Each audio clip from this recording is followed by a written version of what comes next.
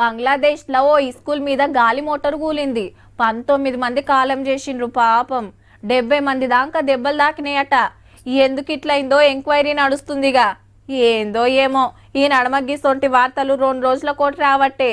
ఏమైతాందో కిందున్నప్పుడే మొత్తం చెకింగ్ చేసుకోండి సార్లు. రోజులు మంచిగా లేవు జరా. In case of emergency, can't you arrange a single flight? Okay, we should go to your home to stay. Take us to your home, please.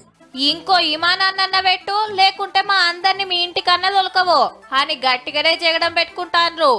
రాత్రి తిరుపతికి వెళ్లి హైదరాబాద్ రావాల్సిన ఇండిగో విమానం గాల్లెకి లేవ్వంగానే ఏదో తక్లీఫ్ వచ్చిందట. ఏసీ కూడా పనిచేయక తిప్పలైందట పబ్లిక్. దగ్గర 40 నిమిషాలు గాల్లనే చక్కర్లు కొట్టింది. లోపటున్నోళ్లకు అదురు పట్టింది. ఆయంత అటు ఇటు తిప్పలు పడి మళ్ళా తిరుపతి డిపోలనే కిందికి దించితే గప్పుడు నిమ్మల పడ్డరు. నాకు ఎంత భయంగా ఉంటుందో తెలుసా అండి. అందరు ల్యాండ్ అయినప్పుడు అమ్మయ్య గోవిందా అని చెప్పారు వాళ్ళందరూ.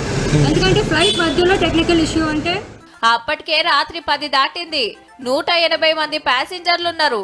రిపేర్ చేస్తానికి అయితలేదని విమానమే క్యాన్సిల్ చేసే వరకు వీళ్ళంతా లొల్లి చేసిండ్రు. ఇంకోటి తెప్పిండ్రంటే అదనకులు ఇవ్వన్నారట. మీ పైసలు మీకు ఇస్తామని బుద్రకిచ్చి పంపేసిండ్రు. రేణికుంట గాలి మోటార్ డిపోలా గిట్లా జరిగింది.